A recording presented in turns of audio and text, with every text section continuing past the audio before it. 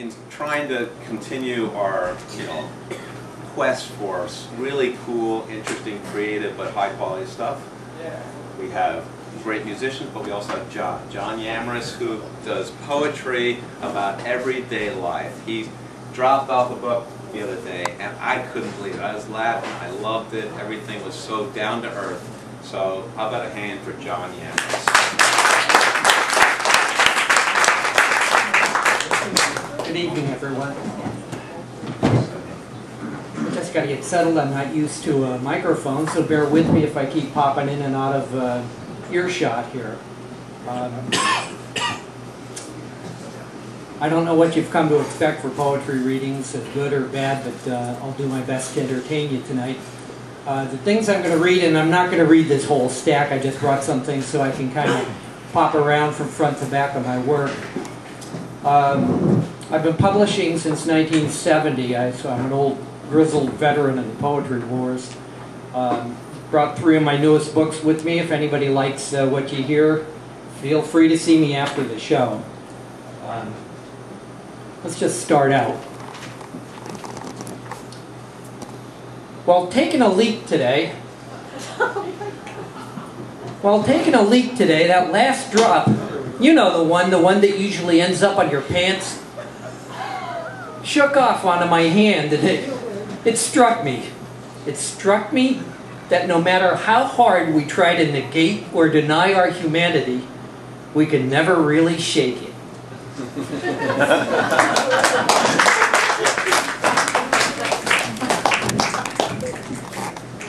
Silly me. I'm a pack rat. I save absolutely everything. I must have at least 250 pens saved just in case. I've got bits and pieces of cable wire, connectors, curtain rods from windows from an old apartment, dried flowers, bricks, bits of boards. I've even got tacked up on the wall right in front of me now a veterinary appointment card from a dog that died 2 years ago. God, I love that dog.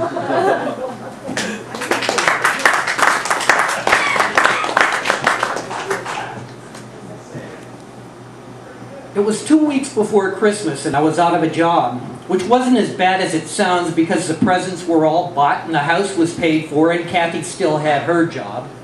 The worst part of it all was telling the neighbors and relatives and friends, you know, that whole blah blah blah of how did it happen and what did you do and how do you feel. It's kind of like when someone dies and you keep going over and over those last details about how she must have been sure she was going that day because she didn't say so long like she always did. She just said goodbye. I'm sure that there are worse things than being out of a job. Only right now I just can't name one. This is in my last book. Look, man, he says to me, I don't know nothing about poetry, never have, never will. I can't tell a quatrain from a freight train. But if I were to write me a poem, I'd do one about that girl over there. She's just bad news waiting to happen. Yep, if ever I wrote me a poem, it'd be about her. Look at her. Look at her, man. Ain't she something? Why, she's just a thorn without the rose.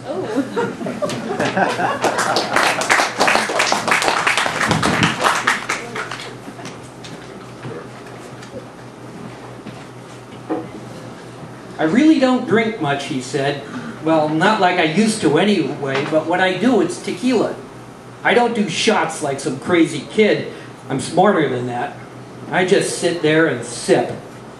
Some days when my cousin comes to visit, especially in the summer, we'll grab a bottle and some cigars and sit out in the yard all afternoon. Sometimes we don't even say a word. We'll just sit there and sip. You know, you've got to admire that in a man.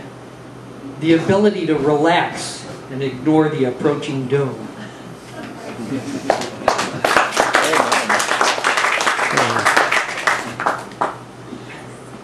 My poems, like you said, are just about everyday stuff, stupid things that occur to me. And I learned a couple of years ago not to try to write the great big poem, not the poem, because that's too hard and I can't do that. So I just try to write about the little teeny seconds and moments in my life. Did I ever tell you about the time Linda said I was good, but that I'd never be Bukowski? Linda was a poet, one of Bukowski's girlfriends back in the 70s, and for a while she edited and published a pretty decent little magazine. She wrote to me once saying that she loved my poems. Actually, it's been so long now that I really don't remember if she loves them or liked them, but it doesn't matter. She said that I was good, but I would never be great because I wasn't mad. Bukowski, she said, was mad, and he was great. I wrote back saying that she was right. Bukowski is mad, and Bukowski is great. But if one of the qualifications for being mad and being great was having to put up with the likes of her, then I'd be more than happy to settle for what I am and what I'm going to be. That was 30 years ago, and you know what? I'm still not mad and I'm still not great. But every now and then when the moon's just right, I'm not half bad.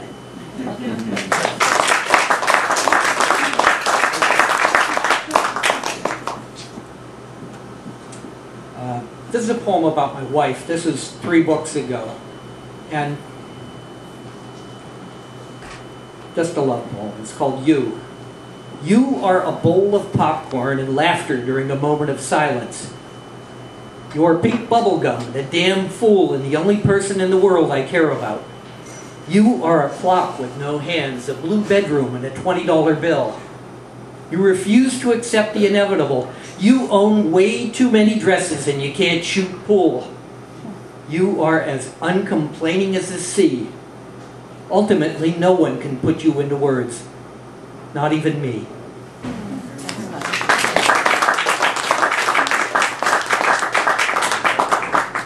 Anybody have any questions for me? I have a request for one. Yeah. The one with, is it the letter? The letter. That you found? Was it from a poet or? I think I've got that in this stack. I will get to that. And Thanks. I do have a question. Yeah. Why are these poems and not little mini short stories? I don't know. I get asked that question all the time. Breaking up the lines on the page makes the reader unconsciously stop at the end of the line, and it helps me to reproduce my speech in the way I sound, because oftentimes people read my poems and say, John, I could hear you reading them. And it just, well then, you know, I get a lot of people saying it's not poetry, that it's just prose broken up on the page. So I've been doing that fight for 39 years, so I don't think it'll ever be decided. I get asked a lot of questions. There was a time when the only thing I'd get asked is, do you want fries with that? But now I seem to get asked for my opinion on things. I don't know why that is, and frankly, I don't like it. I don't really care to share my opinions, mostly because I don't think it matters. I try to be polite, but every now and then I get a question that just sets me off. Something that kind of brings out the devil in me. Like today, I get this email that asks me, I'm a big fan of your books, and I'm also a philosophy major.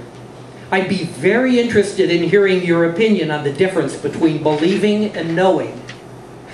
It was just too easy. I couldn't resist. I wrote back and said, Dear Sir, I got your email asking for my thoughts on the difference between believing and knowing. Well, honestly, I believe I just don't know.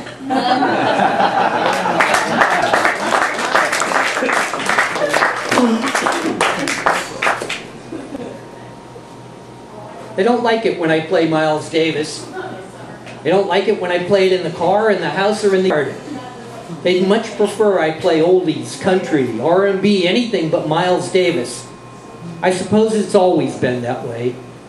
People will always try to tell you what to do or how to act. I'm just glad that Miles Davis never listened.